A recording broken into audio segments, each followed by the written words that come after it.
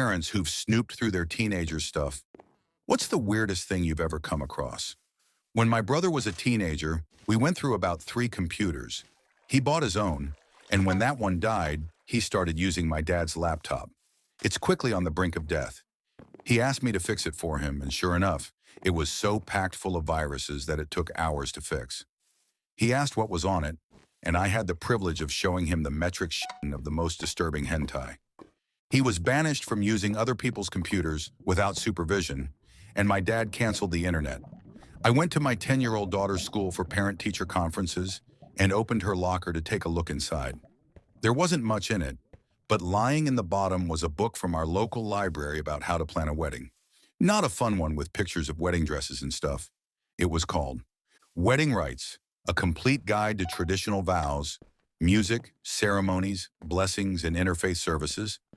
I was baffled, and her teachers and I had a good laugh about it. When I got home and asked her about it, she explained she and her bestie were trying to marry their dogs to each other. A rusted train nail, not snooping. She folded it up in a sweatshirt to keep it safe, and I was putting away laundry. She thought it was an artifact. Couldn't believe something could be that rusty without being 100 years old. When I was a teen, my dad found homemade dildos I made out of pencils taped together, a sock, more tape, and saran wrap. He knew what it was and was mad. I wish he left it alone, but he confronted me, and I was adamant it was actually an art project, so I painted them and left them on display to dry for weeks to try to prove my point. When I was about 17, I bought my first Vibe. Let's just say, I got very attached to it. I kept it under my pillow every night like it was a damn stuffed teddy bear. Not just because I was using it non-stop, but because I didn't want anyone finding it. Obviously, my dad was an alcoholic throughout most of my life. God bless him. When he drank, he turned into the softest, sappiest human alive. Total crying drunk. He'd barge into my room out of nowhere, sobbing and wanting to hug it out, then start apologizing for being a terrible dad. For the record, he wasn't. He was amazing. Just had a little too much emotional floodgate when he was drinking. So one night, I had just wrapped up a solo session. I still had my little portable DVD player beside the bed, and yeah, it had some adult content on it. The Vibe was tucked safely under my pillow, per usual. I was half asleep, minding my business, when I heard him stumble into the room. He sits on the edge of my bed, full-on weeping, slurring sweet nothings like, "I'm so sorry. You deserved better. I love you so much." I actually start tearing up too, trying to reassure him. "You're the best dad ever. You don't need to feel bad. I love you no matter what." Then he lays down and throws an arm around me in this emotional cuddle moment.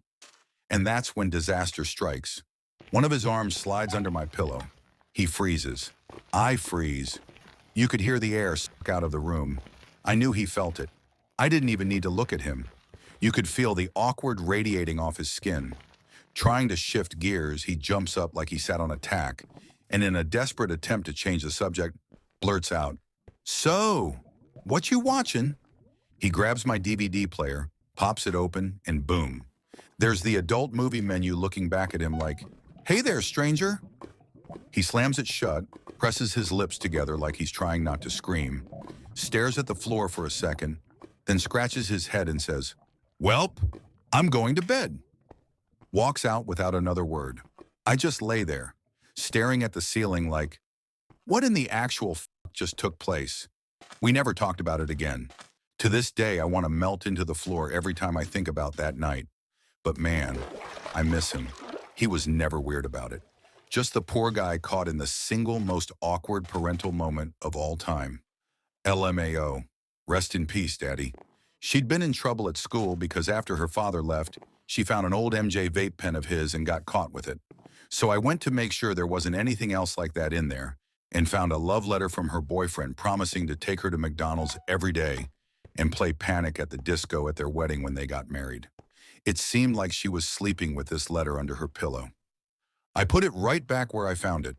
Found a notebook labeled Top Secret Plans. Inside was a full blueprint for how they'd fake sick to skip school, complete with fake cough sound effects and backup crying strategy if I didn't buy it. I was half impressed, half offended. They even wrote, "Mom might pretend to be mad, but she'll secretly respect the hustle. They were right. My mom would do this when I was a teenager. I got a diary and hid it. When she found it and opened, all she found was in big writing, "Thought you found something good, huh?" She laughed about it for the next 20 plus years. I miss her. I don't snoop, but I do clean and organize from time to time. Teen knows this.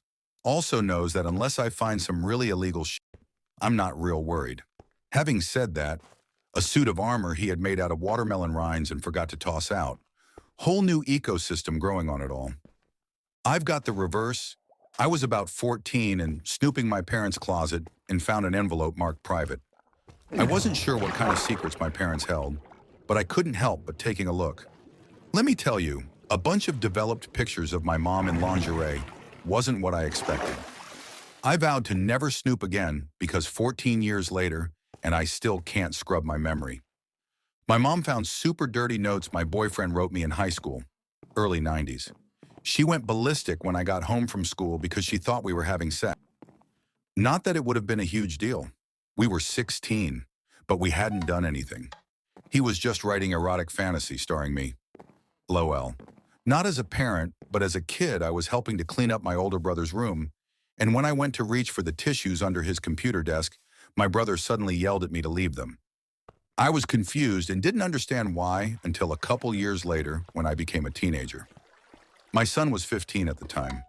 I went into his room and tried to get him to clean it because it was a damn disaster area. I was ranting at him. "Look at all the garbage all over the floor. Look at the dirty dishes." Then I spotted a drinking glass, like a pint glass, on the floor. I said, "You have glass on the floor where you could step on it and slice your foot wide open." I leaned down and picked it up. It had stuff in it. I took a closer look. He had stuffed it with a couple of socks in the bottom and taped a nitrile glove over the top. The glass was slippery in my hand. I stood there looking at it with dawning horror as I realized that I'd found his homemade fleshlight. I just set it down on the floor and walked out. We've never spoken of it since. When I was 19, I came home from a night out with my girlfriends to my mother, hysterical and crying, dramatically asking, "How could you this to me?" She had found a sandwich bag with an unknown substance in it and somehow came to the conclusion that it was heroin, and I had secretly turned into a drug addict.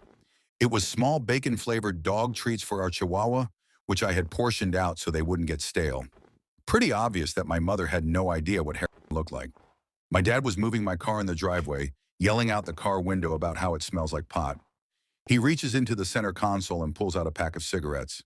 "And what about these? I thought you didn't smoke cigarettes." "I don't, they're crayons." Sure enough, the cigarette box was full of crayons. I was a stoner, not a cigarette smoker.